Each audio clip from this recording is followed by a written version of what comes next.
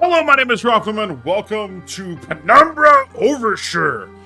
I don't know what this game is about or anything like that. All I know is that it's created by the same people that brought us Amnesia, The Dark Descent, Machine for Pigs, and Rebirth, which I have not played Rebirth yet. That's coming soon in a live stream.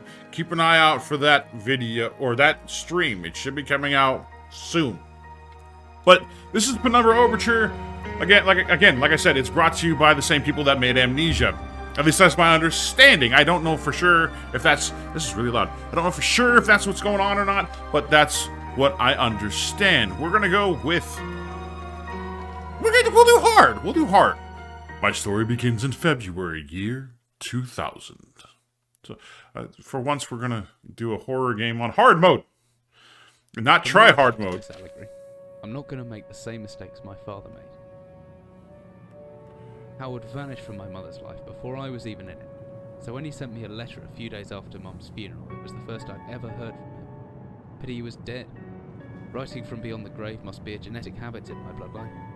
Huh! His letter contained a key, instructions, pleas for forgiveness. I figured the dead don't have much use for absolution, so I turned to his prophetic passing, which he inexplicably expected to come any day. Oh. Clearly averse to explanations, my father preferred to leave directions to a bank on Mayfair I'd never even heard of. In that bank was a safety deposit box in his name, and myself as executor. Of course, Interesting. I went as he knew I would. Well, yeah. I discovered that despite the evidence, he'd been legally declared dead almost 30 years ago, and so the What? book and collection of notes I found had, in the eyes of the law, been mine all this time. My father's instructions were to burn the documents, raise no further questions. But that was his error. No man's immune to the shameful trappings of curiosity, and my humanity got the better of me. The university I taught at was world-renowned for two things: physics and linguistics. I represented the first, and the man who stood for the second was stumped by my recent acquisition. The book was indecipherable. The notes, however, showed a location somewhere in uninhabited northern Greenland.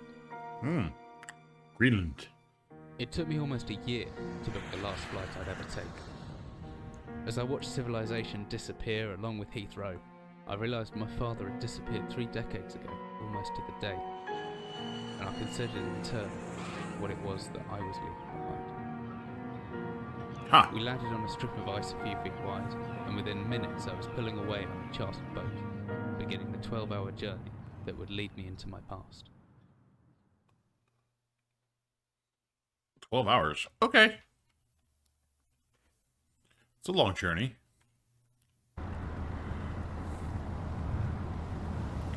Oh, gotta get that JD. I see it there. Finally, we're almost docked. I better stow my gear. I may be far from home, but chances are I still pick things up using left mouse, and I can take a closer look at things using right mouse. So whiskey, empty, shame. A good scientist always keeps a pen and paper handy, just in case. Okay, we'll take that. Always good to have your notebook, which is in, okay, to jot down interesting information and reminders with P. I think I left my torch in the desk drawer next to the bed. It can be opened using, okay, yeah. I'm certain this map's a good decade or so out of date, but landmarks don't change much in Greenland, so I've got a pretty decent idea of where I'm heading. Okay, so do I take it? No, I do not. Why is there a can of Campbell's soup, it looks like? Yep, pretty sure that's Campbell's soup. Wait. It's not Campbell's soup. It is soup, but it's not Campbell's soup. Oh, wait. Stand up! There we go, thank you. Open the drawer. Grab the flashlight.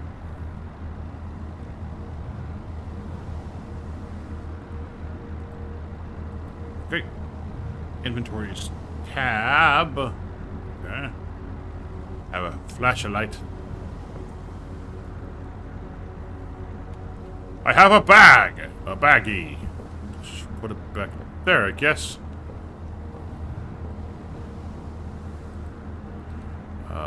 Always travel with a padlock and a key, preferably mine. Mine's in the inventory. Okay. Double click, click. Open that. Ooh.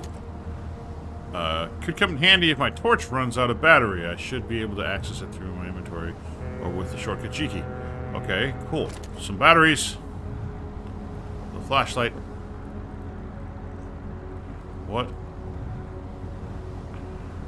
What kind of soup are you? I'm trying to see the soup kind.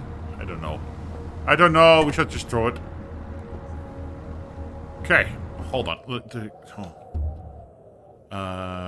Controls. Mouse sensitivity. We need to increase this some.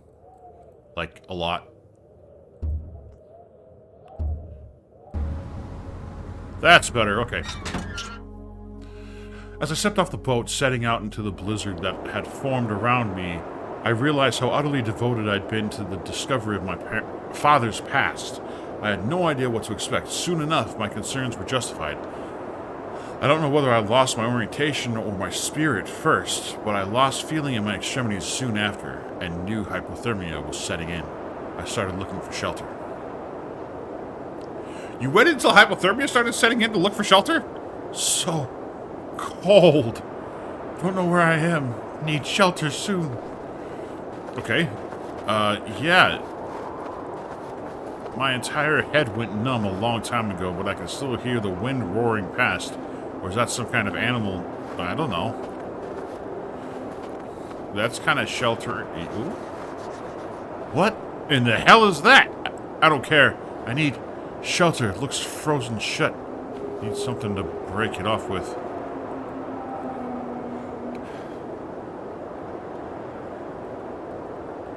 Frozen solid. Must break ice. How about using a barrel? Do I have anything in my inventory? No. Is there a rock somewhere, maybe? Ugh.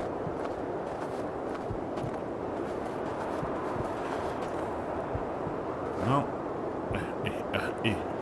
Rock! Give me rock. There we go. Okay. Now. Oh, come on. Let's just throw it, and then we can run. And grab. And throw. Grab. And smash. Smash, smash, smash. Oh, it's smashed. Open. Open. Open. Oh. Okay. Well, that didn't go very well. Okay. Now that I know what I need to do. Some kind of animal in the distance. Okay. So, apparently, I'm either hearing the wind or an animal in the distance. Alright. Here.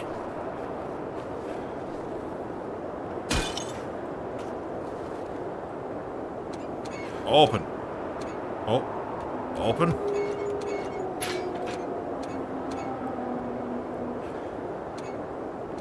What in the world? I can't.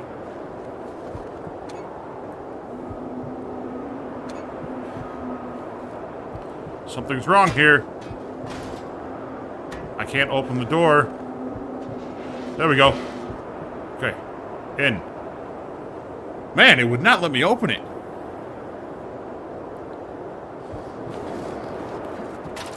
Okay.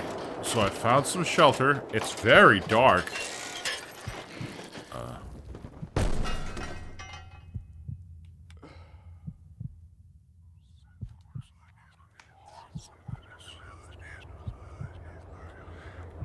I hear voices in my head. Am I Randy Orton? Jeez, my head. I can't believe I fell that far and survived. While looking around, maybe I didn't. What is this place? Well, I should have known that rusty old ladder wouldn't hold my weight, but I didn't have any choice. I'd rather die down here than suffer that cold any longer.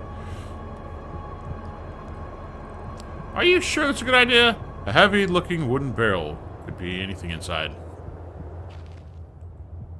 Huh? Empty boxes of ammunition. What is this place? That's a good question.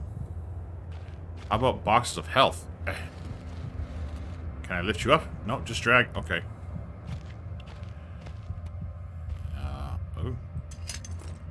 I got a steel rod. What are you?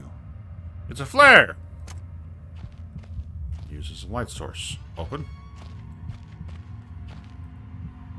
Box of ammunition. Another flare. A hammer? Let's see. I can swing this hammer if I hold left mouse.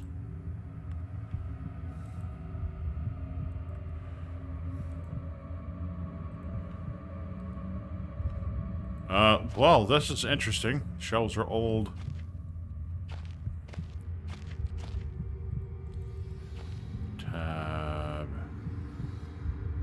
Hammer.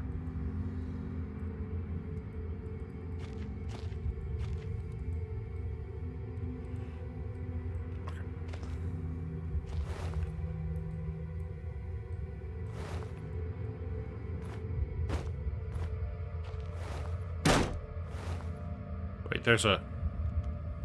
Okay, this is weird. Put it away. There's a flare back here. Got you. It's stuck. There must be something in the way. Okay.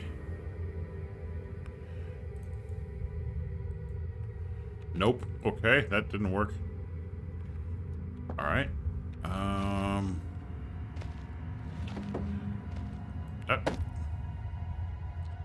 here, you.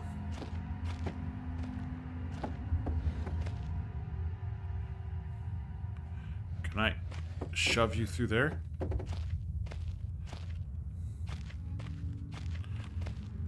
What if I use you? Is there a jump button? There is a jump button. Okay. I'm gonna jump here. Yes. This hatch is seriously solid. It won't open by hand. Someone obviously wanted to keep people out or in. Okay, so how do I get in there then? Is there... Ow! It fell on me.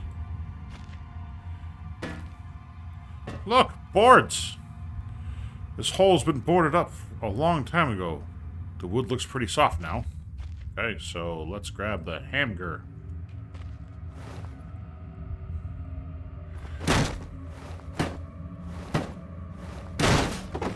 There we go. Now we can crouch down. I got a hammer. Oh. Well, there's that way, or there's this way. Leads to... What are you? This looks like some kind of industrial mechanism, although there's a hole in the center and no way to open it. Okay.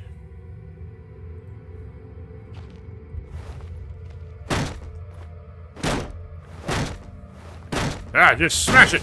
There we go. That worked.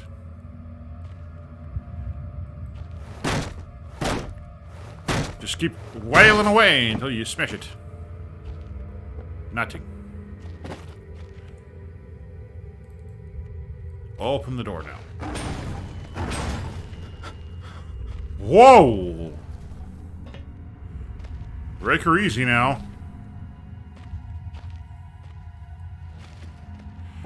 Let's put that there. Cover the hole a little bit. Come here, you. Come on, through the door. Nope, okay, fine. Let's close the door again. Nobody here. I didn't know I could actually break these barrels. Let's go ahead and break these barrels. I don't think I really need the flashlight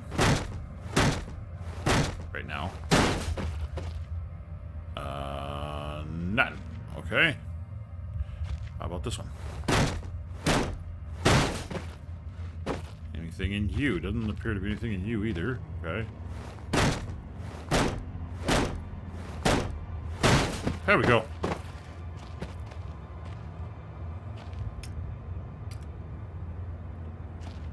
Yeah, there doesn't appear to be anything in these guys. Is there a reload feature? No? Okay. Alright. This way was to... Oh, down. Okay. Did I just go around in a circle? I did just go around in a circle.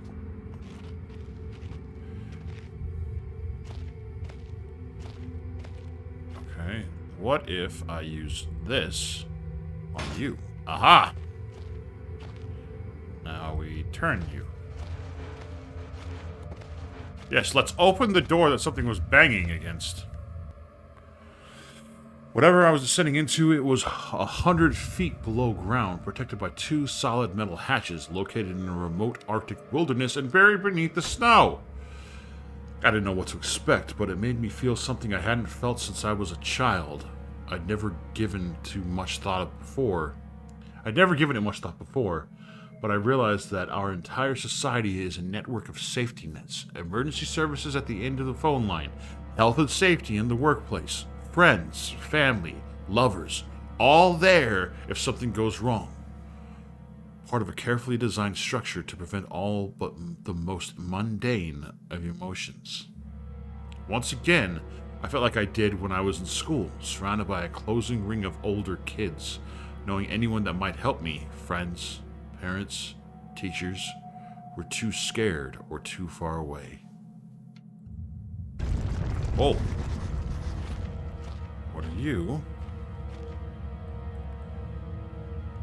Hey, yo! It broke. There could be anything living down here. Heroics are for Hollywood actors and fairy tales. I'm not taking any chances. If I face off against anything down here, I won't last a second. Caution and stealth are my only defenses now. If anyone or anything hears me, I'd be best off staying low and out of sight until I know whether or not it's a threat. Crouching by pressing left control, yeah. We'll give him the chance to hide in the shadows. I'll know I've got it right because of the blue tint into my vision. Plus, I should be quiet enough that I won't be heard unless something's right on top of me. Better remember to shut off any light sources, though.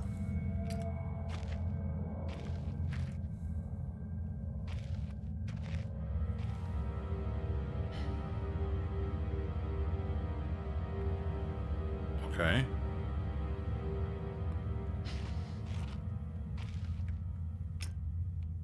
Alright. Makes sense.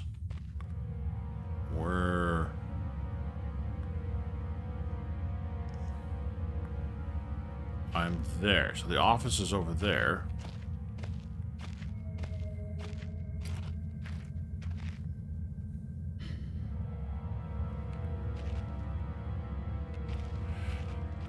I don't like this. I really don't. It's very creepy. Weird. Okay. The office was this way. A large wooden box. Thank you. A rock. Might be able to use it to throw in some direction to keep something from getting to me. Okay, loading the office.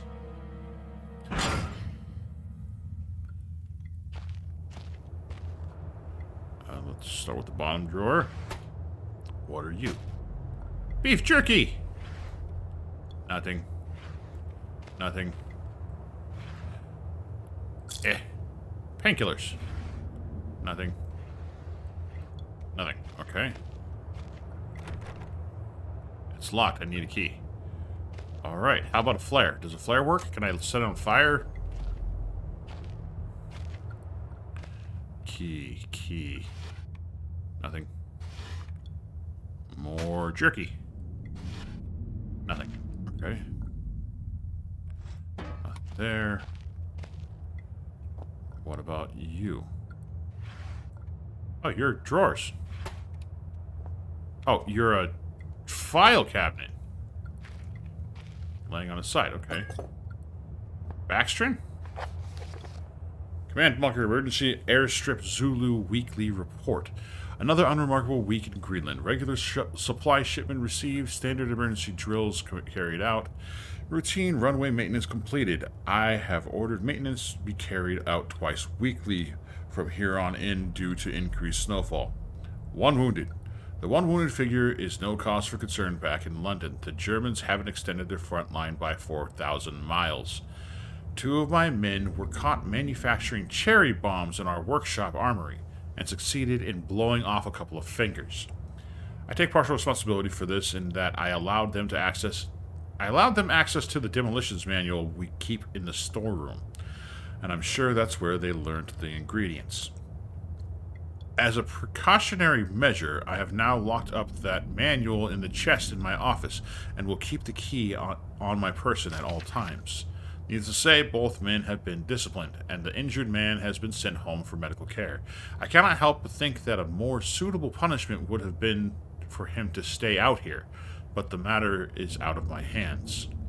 This base is so disconnected sometimes. I feel as if this war could end and we might not even hear about it out here. Supplies requisition order. Dynamite for excavation purposes, 7 bayonets, not necessary in my opinion, but procedure states we should have a full complete complement. 1 industrial ice pick for removing the damn ice that forms on the external hatch. 1 pair of reading glasses, category 7-C. An order for myself. My glasses are in rather a poor state of repair and could do with replacing. Reconditioning of the mine continues to progress. The structure is being fortified from potential bomb damage. An excavation of previously caved-in areas is going on ahead. One point of curiosity is some kind of archaeological find, an artifact buried in the earth and discovered by one of the work teams later this evening. After martial duty, I shall take a closer look at the artifact. It appears to be man-made and may have working parts inside. I shall remove what looks like the front cover and see if I can't discover the source of the light which constantly emits from it. Chief NCO M. Major. Officer's log. Okay, what is this? Oh! A man. An old man clutching something unseen. He is strange, and yet he is no stranger, never seen before. Still, I know this man before me is Howard. I call him Father. Okay. What the hell? What just happened? I don't know if that was such a good idea. It was a great idea. Let's move the chair over there. Open this drawer. And this drawer. I found batteries. In this drawer. Let's put you there. Pain pills there. Flare there. What are you? Beef jerky shall go there. What are you? Okay. I appear to be in much better health now. Ah. Copenhagen Post, Monday, 17th August 1930. Psychotropic deposit at the bottom of death mine? Researchers at the University of Copenhagen have suggested that mind-altering chemicals naturally sown into the rock may be the cause of high suicide rates at a Greenland mine. The university, which has recently been conducting these studies into isolated communities, first became interested in the workers of the northwestern lead mine last year. Well, it's lead. They discovered that even taking into account Greenland's naturally higher suicide rate, local figures for the last 100 years were abnormally high, at 46 deaths per 100,000 populace compared to the national average of 29. On further investigation, experts diagnosed in many of the miners symptoms in common with the earlier stages of paranoid schizophrenia. This has prompted researchers to hypothesize that natural deposits of lysergic acid, a pH 4 formula recently discovered to have hallucinogenic properties, may be present in the rocks. Few locals were conducive to interview, but those who agreed to speak had their own explanation. Invite spirits known as the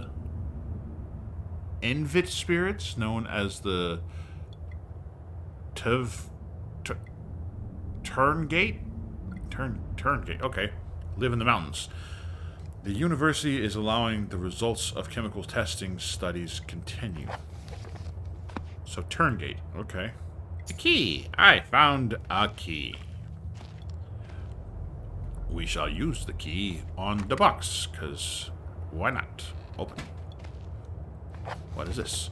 Big Book of Explosives, 1923 edition. Chapter 1.3, Black Match Fuse. The black match fuse is one of the oldest, simplest, and most reliable fuses used in modern pyrotechnics. It is easy to create, essentially consisting of just string and gunpowder, but be warned, the chemicals concerned will stain clothing, and as always, due concern is advised. Materials required: string, preferably cotton, black gunpowder, backstrin. The string could be created with a thin layer of backstrin, which acts as an adhesive. The string should be coated with a thin layer of backstrin, which acts as an adhesive. The string is then carefully rolled in the gunpowder and left to dry at least a couple of minutes before use. Okay, so I have backstrin. Ow. Dynamite. Invented by Alfred Noble in 1866, dynamite is commonly used in construction, mining, and demolition. It has proved far safer to handle than alternatives such as pure nitroglycerin, provided, that is, it has been properly stored. Over time, the explosive component of dynamite, supposedly made safe by the presence of the diatomaceous earth, has a tendency to weep, making an old box of the explosive liable to detonate on contact. Liable to detonate on contact. Oh, okay. Materials required: 1 part diatomaceous earth, 3 parts nitroglycerin, small amount of sodium carbonate.